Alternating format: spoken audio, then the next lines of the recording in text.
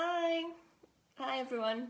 My name's Kirsty. I'm on the Naturehood Glasgow Facebook channel today for the next in the series of our Facebook live streams. So I work for the conservation volunteers here in Glasgow as a citizen science project officer. So my job is basically to try and connect people with nature, to encourage environmental and wildlife monitoring to find out what animals are where and how they're doing, and sort of take everybody with me on that journey. And I am the Community Wildlife Officer on our partnership project with Earthwatch, which is Naturehood. Glasgow is the first city in Scotland to host the Naturehood project. So they're in Oxford and Swindon and Birmingham. But we are the newest area, the first in Scotland. So welcome everyone if you like our page already. I'm going to explain a little bit about what Naturehood is.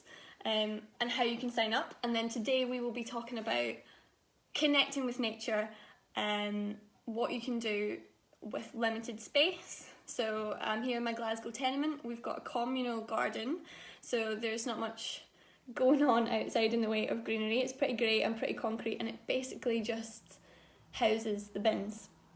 But there's definitely things that we can still do. So Naturehood overall is a community wildlife project. And what I ask you to do is try and create some small changes in your outdoor space, your green space, whatever size it is, and kind of track those changes along the way, looking out for some key species. So you can sign up for a free account, and once you've done that, you've got all the tools and resources that you need to start making some small but significant changes. So things like planting some more flowers for pollinators, leaving a little bit of that grass in the lawn to grow up a little bit longer, providing corridors for wildlife, so things like hedgehogs, which I love to talk about. We have a separate hedgehog project here in Scotland, and I do have props. So our hedgehogs, they need to travel up to 1 mile every night to find enough food, to try and potentially find a mate. And urban areas are great for hedgehogs to thrive, but what we often find is that they are kind of fenced in, so we don't have... Our gardens aren't connected enough to allow creatures like hedgehogs and frogs and toads and lots of other things to sort of migrate and move through. So a great little tip is to create a corridor, just a little gap in the fence, like a CD size case. Yeah, I know, throwback CDs. This is the first CD I ever bought, Franz Ferdinand, but this is what we're talking about. So like 13 centimetres by 13 centimetres, perfect little gap in the bottom of the fence, happy little hedgehog. So it's really small changes that we're talking about. That you sign up, and once you've done them, you can tell us what you have in your garden. It's probably the most important part, is letting us know. This is all part of a much wider project for our Earthwatch researchers to understand connectivity in gardens. So potentially this could help reverse wildlife decline. All across the UK, our gardens make up a huge area, something like twice the size of Luxembourg, massive. So there's all that unlocked potential, which is what our Naturehood project wants to try and tap into, wants to get you out in the garden, doing a few little changes that can make a real benefit. But if you don't have a garden, which I technically don't, and that's why I'm here today, there are still things that you can do. So today we're in my Glasgow tenement flat. As I said, I was talking about wildlife gardening, but more connecting with nature and what you can do. So I wanted to start indoors. I'm going to gradually work our way through my flat, outdoors, and a bit of like Blue Peter style. Here's one I made earlier, is going to be on the go as well. And we'll be chatting all about Naturehood as we go on, so it's free to sign up. We're based in Glasgow, but we want to go sort of nationwide, so it doesn't matter where you live. If you've got access to any kind of outdoor space or any kind of space at all, you can be a part of it. So if you've got any questions, you can type them in as we go along, and I'll try my best to answer and get back to you. So indoor space, houseplants. This is what I want to talk to you about. You can see my nice little setup. I basically went around the house and gathered them together so they can be with me. Houseplants are amazing. It's something we might not think about purely, even from a sort of our own well-being perspective. They are air filtering, dust capturing, mood boosting wonders, and they truly are. And it's not just me saying it, lots to back it up, lots of interesting things that I found. So in about the 1980s, there was a study done by NASA on these wonderful houseplants, and if they could help filter the air quality in some of their space stations, which they absolutely could. So some species came out on top, things like peace lily, different types of ferns and spider plants came out absolutely fantastic at filtering out some of those sort of harmful components that just naturally occur in kind of everyday household objects.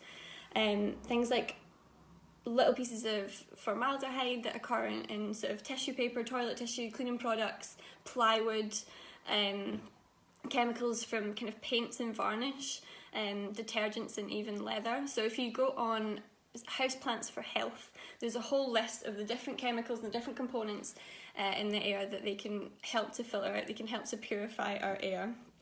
And as we probably know, in terms of boosting our mood, that green view, especially if you're in a windowless room, can have absolutely fantastic benefits. So just in terms of connecting with nature, you as a person being indoors, bringing some of that outdoors in, there was a really good study done in a college computer lab which had no windows, and participants their blood pressure and their emotions were monitored, and they were asked to do a simple task, a timed task on the computer, in the presence of and then in the absence of plants and greenery in the room.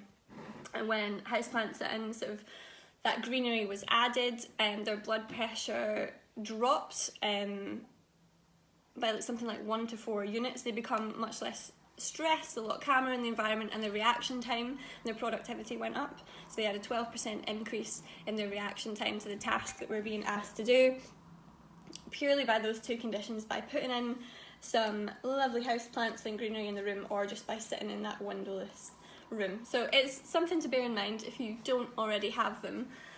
As you can see, during the lockdown we've been investing quite heavily in our plants. But yeah, it's not just me banging on and saying any old rubbish. It is scientifically proven. So if you're indoors, first of all, try and bring the green to you.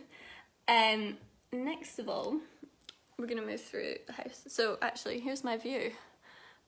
So some trees going on outside, but I live in a tenement block. And as I mentioned earlier, the communal space that I have access to has very little grass, lots of concrete kind of slabbing, and bins everywhere, and it's not the most inspiring. But there are trees on all sides, there are some shrubs, so it's not all lost. And this is the view from my window here out into the back court, which, as you can see, is pretty inspiring. At least it's nice and bright and airy. And this windowsill here is where my next little project is going to go. So I'm in the process of creating a kitchen garden.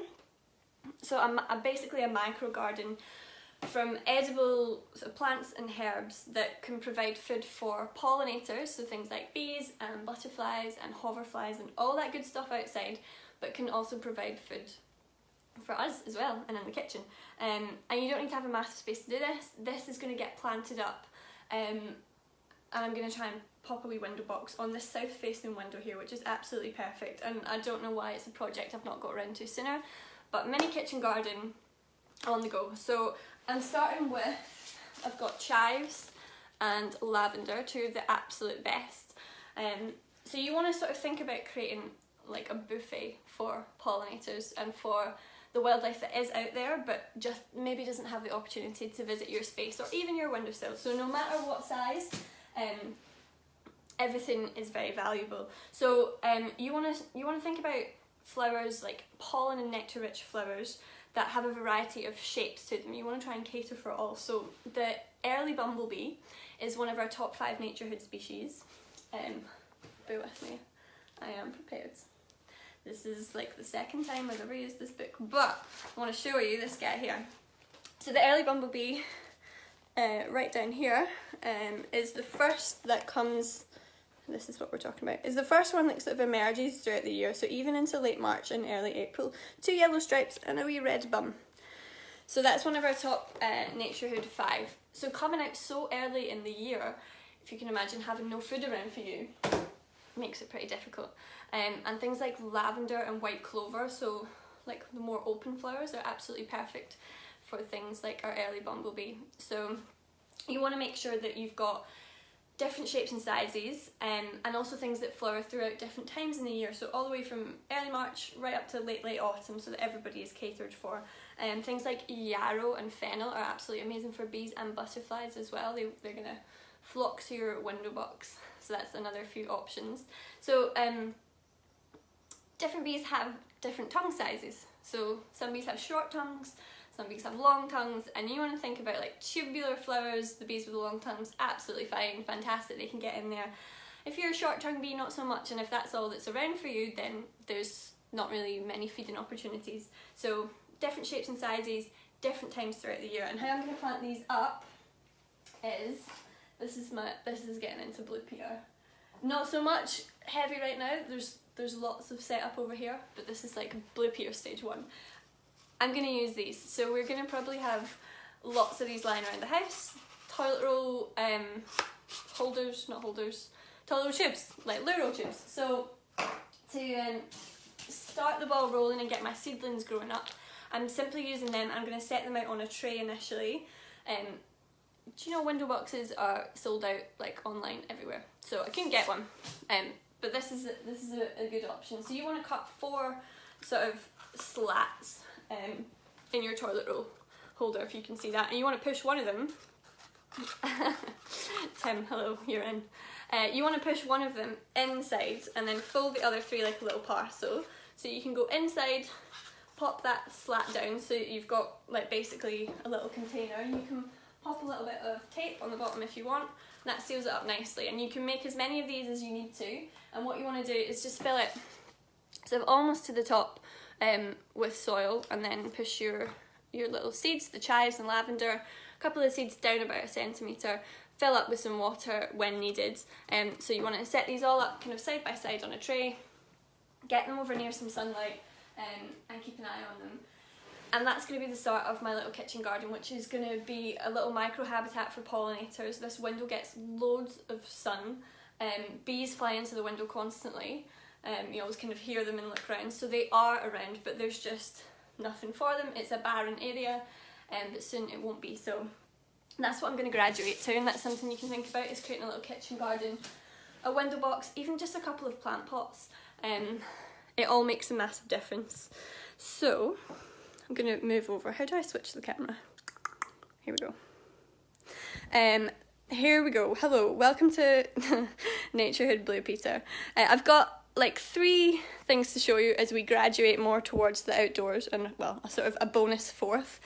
But these are just some ideas that you can do indoors and potentially place in any size of outdoor space. There we go, let's have a look at that view. So there's actually, you can't really see, in the middle of this tree there's magpies nesting right now, and there are blue tits over in the furthest tree that you can see flitting in and out, and up there, you're definitely not going to be able to see it, there's a massive queen bumblebee. So they're just trying to prove my point that wildlife is all around. I'm just not doing the right things for them yet, and potentially neither are you, but there's lots of time to change that. So step 1 is we're going to make some bird feeders. So there's a few different types that you can make from things that you might have lying around, and this is all trying to create some opportunity for wildlife, trying to kind of encourage them to visit your garden more. So the house sparrow is another one of our top 5, or our kind of key species that we ask you to look out for in your garden. So say you go out and you plant up some of those flowers and you create some of those changes in your outdoor space. We ask you to go back at different points throughout the year. So ideally it would be like spring, summer, autumn and winter. Look out for what you can see in your garden just over a short space of time and let us know. And that helps us track so that, yeah, you did make the change. You've got that lovely overflowing window box full of brilliant flowers for pollinators, and you did see an increase in the number of bees and butterflies and bumblebees coming to visit your garden. Oh, there's a great tit that's like right at the window, but I know when I turn the camera it's going to go away. But that's because they know I'm chatting bird feeders. I've got the food here for them. So first thing is just an old kind of bruised up apple that I had lying around the house. So I've used a corer, but you can use a knife safely. And you want to take the middle out of it, and then I've got some sunflower seeds here. So they've got a little pointy end, which is perfect, and I'm pushing that right into the apple. So you want to cover, basically you want to cover it all over. most of these things here, they're great for everyone having a great time, but if you've got kids, especially if you've got a family, and it's National Children's Gardening Week, we're right in the middle of it this week, and there's some fantastic ideas on our TCV website, on Naturehood, all over the internet, to encourage, like, it might be something you want to get the kids out doing in the garden, or it might be a project for you. So old bruised and battered apple, perfect to get that kind of fruit into the diet of birds, and also you're offering the seed mix. For our house sparrows, so I've got sunflower seeds and I've got sunflower hearts, tiny, which is what they probably prefer. So there's a second option, so you can either just kind of whack that on a tree, you can spear it, or you can, got some string here, you could loop that through and you can hang it on trees that overhang your communal space, or you could even put it on fences. I don't know if it's because I'm doing this, but there's like a wood pigeon and 2 blue tits like right here, potentially. I might put some food out for them. So no matter the size of the space, you can put that out. You could even, if safe, go to your local park if it's in a close distance, and pop these out, just providing that you can come back and sort of take away the rubbish and bin it when necessary. So the second idea, going back to the toilet roll holders, is you want to coat it in something that seeds are going to stick to. So you can use lard, or you can use a kind of vegetarian butter option. Peanut butter is also really good, or like non-nut butter if you have an allergy. Bit of a tongue twister. But you want to basically get a plastic knife and you want to coat it. So I've just had it in a little dish here, coated it all around, and then what I'm going to do, pop a nice mixture of seeds out on it, well, anything you want. I've got a paper plate. Then you want to do the fun bit, you want to roll it all around, coating the seeds on your bird feeder, and you can either punch 2 holes at the top of this and stick some string through. I feel so blue, Peter. Yeah. So it just came into my head. This is great. Maybe a career in children's TV presenting is on the horizon. But yeah, you want to roll it all around, coat it up. You can either punch 2 holes and get string and tie it onto trees, or you can literally just slot these onto different branches, bushes, even fence posts if you've got a little fence that sort of surrounds your perimeter area. Basically anywhere, and with a nice tasty seed mix, the birds are going to come. The third little idea is just with pine cones or fir cones. So again, getting the sticky substance, you basically want to coat it all in whatever you're using, and the same idea applies. You can either take a handful and start to slot it in the little gaps, or just roll it all around and you'll end up with like a kind of fat ball essentially, with a little bit of string tied to the very top, and you can hang these on trees as well. So 3 ideas for bird feeders. You're just creating the opportunity for more wildlife to come and feed in your garden. You might not have noticed things before just because really small and simple ideas just weren't there. And also, the more you start noticing, the more you look out for things. Say you've got an account with Naturehood and you've signed up to our kind of scheme, you've got that purpose there, and maybe that want and curiosity and drive to go outside, or even just to sit and to make some bird feeders and sit them out along the windowsill and actually take notice in the species that you're seeing. So it could just be that little Kickstarter that gets you interested in the kind of world outside your window. As a quick aside, I had a lot of toilet roll tubes hanging around. Made some bird binoculars for like children. Really good idea though. Get really creative, decorate on all sides. There's pipe cleaners going on.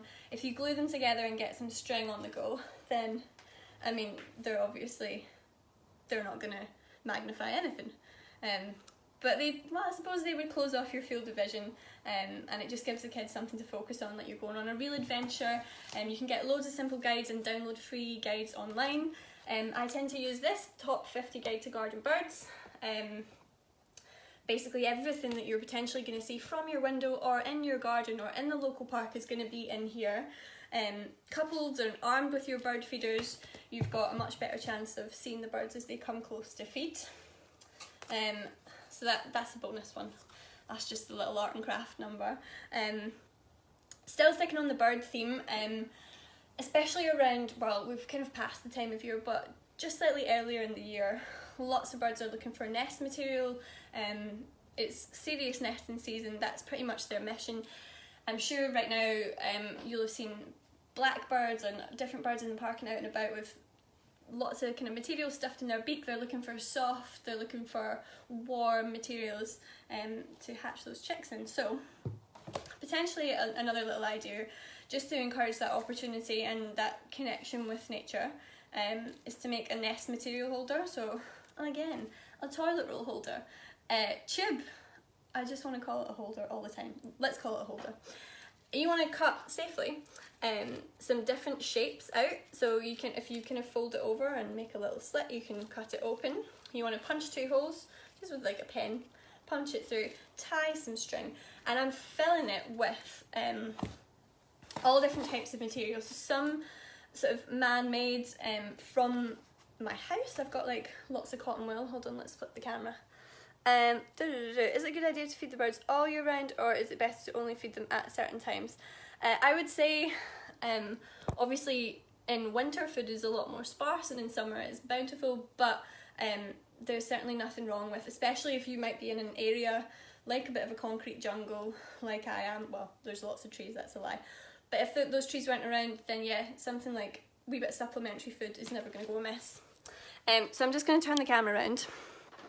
Nest material holder. So this is the kind of collection of materials that I've got here. Lots of long grass, moss and lichen, which is absolutely perfect. So I've got some kind of cotton wool and different wool and string going on here. Lots of kind of crushed up leaves. Just basically a lot of different sort of textures that are going to help the birds, you know. I mean, most of the time they're absolutely fine and nature provides them with what they need, but to create sort of shelter and which is one of our sort of key Naturehood actions that you can take in your garden, is try and provide wildlife with shelter. And that could be something as small as, if you've got a tiny little garden or you've only got a balcony, why not try and provide them with some material that they can then go and make shelter with. So you want to just stuff it all in. Thank you, you're welcome.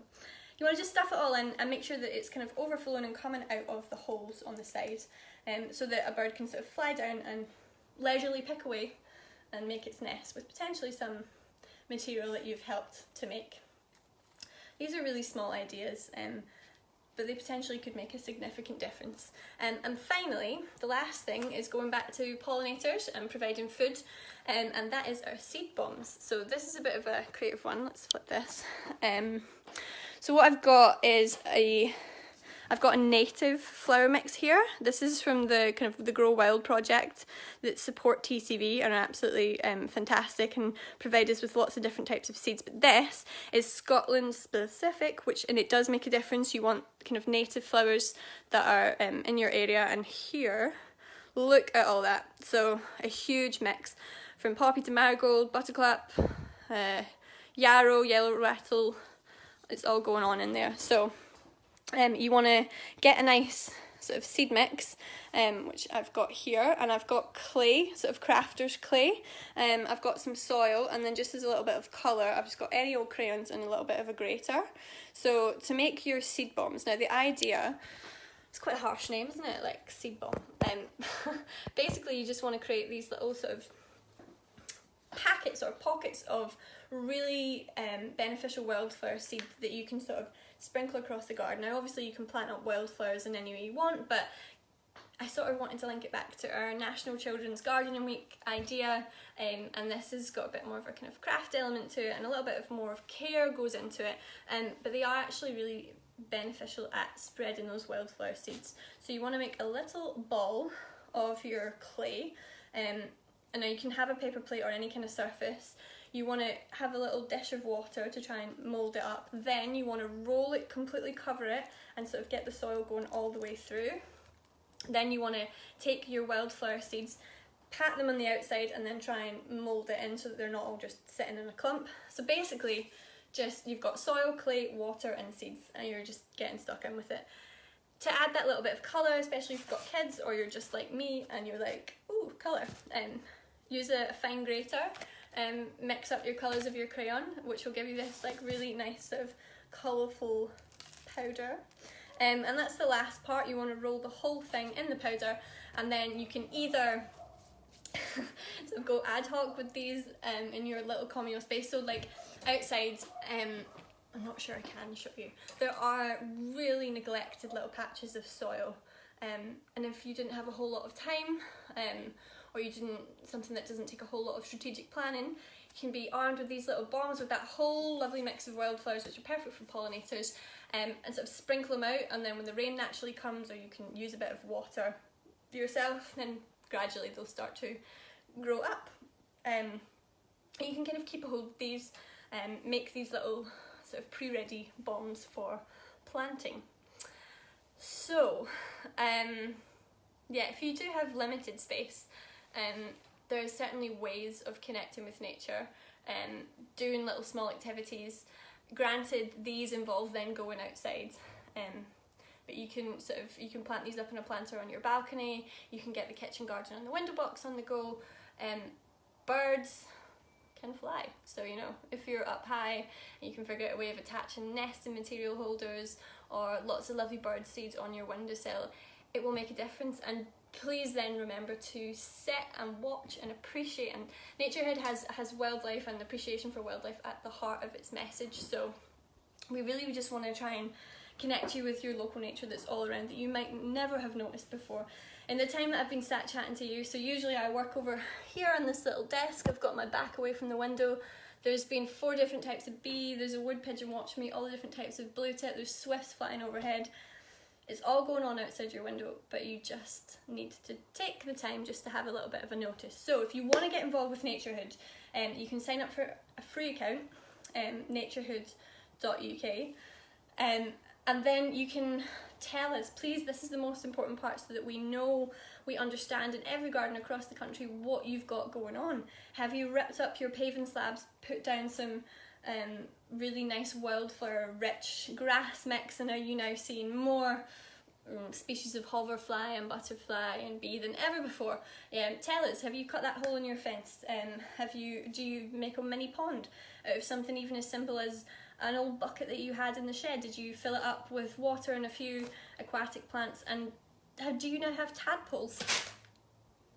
Let us know, please. So sign up, naturehood.uk, create an account, let us know what's in your garden, and let us know when you've made those small changes.